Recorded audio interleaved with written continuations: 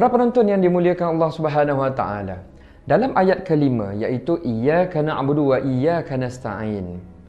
Formula yang di-share oleh Allah Subhanahu Wa Taala adalah the power of humility. Kekuatan hidup secara tawaduk dan juga rendah hati. Dalam ayat tersebut sebenarnya para penonton semua kita sedang mengaku bahawa kita ini hamba, Allah Subhanahu Wa Taala itu Tuhan kita. Hamba ini macam mana perangai dia para penonton semua? Hamba ini dia akan merasa dia ini tak ada kuasa. Dia tidak ada upaya. Bahkan hamba ini merupakan orang yang tak milik apa-apa pun. Dia merupakan orang yang memerlukan bantuan daripada Tuhan dia. Tanpa Tuhan dia, hamba ini hidupnya akan hancur. Dan pemikiran inilah yang kita sebut sebagai pemikiran tidak memiliki apa-apa, pemikiran lemah, pemikiran daif tanpa dibantu oleh Tuhannya iaitu Allah Subhanahu Wa Taala. Pemikiran ini akan melahirkan seorang yang hidup dalam keadaan tawaduk. Mereka tahu apabila mereka mendapat nikmat, mereka beroleh kejayaan bukan sebab mereka, tetapi sebabnya Tuhan mereka yang bagi. Dalam erti kata sekarang ini Allah Subhanahu Wa Taala yang mengurniakannya kepada kita. Dan perkara yang paling best dalam ayat ini ialah perkataan iyyaka nasta'in. Maksudnya apa? Bila kita tahu kita ini hamba dan kalau kita perlukan bantuan, kita hanya akan merujuk bantuan itu kepada siapa? Allah Subhanahu Wa Taala. Dan perkara yang sangat-sangat istimewanya para penonton semua, Allah Subhanahu Wa Taala merupakan Tuhan yang tidak ada limit para penonton semua. Maksudnya tak ada limit tu apa? Allah Subhanahu Wa Taala boleh bantu kita dalam apa jua masalah. Sebabnya Allah Subhanahu Wa Taala ini kekuatannya kun fayakun. Bila dia sebut jadi, confirm benda itu akan jadi. Pada Allah Subhanahu Wa Taala tidak ada perkara yang impossible. Semuanya possible.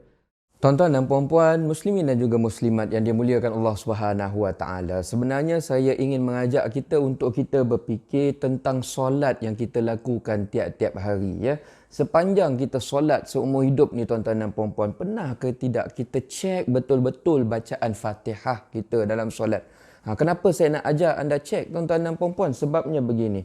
Solat ni tuan-tuan dan puan-puan yang dimuliakan, kata Tuhan, dia ni penentu kehidupan kita ni. Sama ada senang ataupun susah, bahagia ataupun tidak. Kalau solat ni senang, solat ni bagus, semua no problem. Solat sangkut tuan-tuan dan puan-puan, kat situ start sebenarnya masalah kehidupan kita. Sebab solat ini penghubung kita dengan Allah Subhanahu Wa Taala ya. Itu yang pertama tuan-tuan dan puan-puan. Yang kedua, solat ini juga merupakan penentu nanti kehidupan kita di akhirat ni senang ataupun tidak. Sebab nanti bila waktu hari kiamat ni berlaku, perkara pertama yang akan ditanya ialah solat kita cun ataupun tidak, cantik ataupun tidak. Dan nombor 3 tuan-tuan dan puan-puan, surah Fatihah merupakan antara rukun solat. Kalau surah Fatihah kita tak jaga ya, rukun solat ada 13, Fatihah salah satu. Kalau Fatihah ni ada cara sebutan kita yang tak berapa cantik, dikhawatiri solat kita mungkin tak sah tuan-tuan dan puan-puan. Bila solat kita jalankan begitu tak berapa cantik, payah kita nanti nak menjawab pada hari kiamat, payah kehidupan kita kat dunia ni. Maka sebab itu tuan-tuan dan puan-puan, saya nak mengajak anda, mari kita cuba cek semula bacaan solat kita, kita perbaiki. Dan saya nak share dengan anda ada 10 video di mana dalam video ini kami akan cerita dengan anda satu-satu 45 kesilapan tajwid yang orang kita selalu buat waktu baca Fatihah tanpa sedar. Bukan semua orang buat, tapi ada ramai juga orang buat. Salah jenis besar pun ada, salah jenis kecil pun ada. Contohnya apa? Kadang-kadang orang baca Alhamdulillah, dia baca ada lantunan ya. Siratal ladzina an'am, ada lantunan. Alaihim, kadang-kadang bunyinya sad, dia baca macam sin. Patutnya siratal ladzi, kadang-kadang ada orang baca siratal ladzi. Ini perkara kecil-kecil ni tuan-tuan dan puan, kita nak refine, cantikkan. Dan anda boleh belajar di rumah saja melalui 10 video kita ini. Bukan setakat tu tuan-tuan dan puan, kami ingin juga share dengan anda ya, macam mana kita nak baca surah Fatihah, kita faham apa yang kita baca tu sampai bagi kesan ubah kehidupan kita menjadi kehidupan yang lebih baik melalui tadabbur surah Fatihah.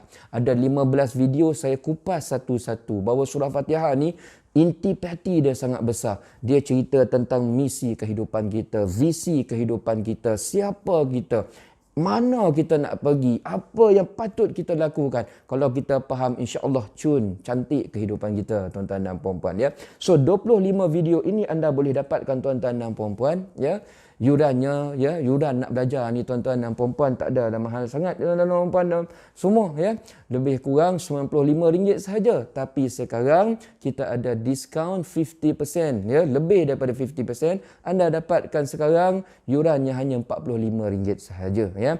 Anda dapatkan sekali, kami bagi secara download tuan-tuan dan puan-puan. Sekali je anda download 25 video ini, belajar, dapatkan sekali 3 keturunan anda boleh ajar betulkan bacaan Fatihah. Dapat one off sampai 3 keturunan boleh pandai baca. Kita boleh baca dalam solat dengan lebih yakin. Kalau orang nak minta kita jadi imam, tak adalah kita menolak. Tuan-tuan boleh dapatkan sekarang, tuan-tuan dan puan-puan yang dimuliakan, dengan menghubungi urus dia kami di nombor yang kami berikan, di arahan yang kami berikan di bawah. Dan insya-Allah saya berharap dengan semua perkongsian ini ia akan membantu anda membaca surah Fatihah dengan bacaan yang lebih tepat dan lebih sempurna, insya-Allah. Wabillahi taufik. Wassalamualaikum warahmatullahi wabarakatuh.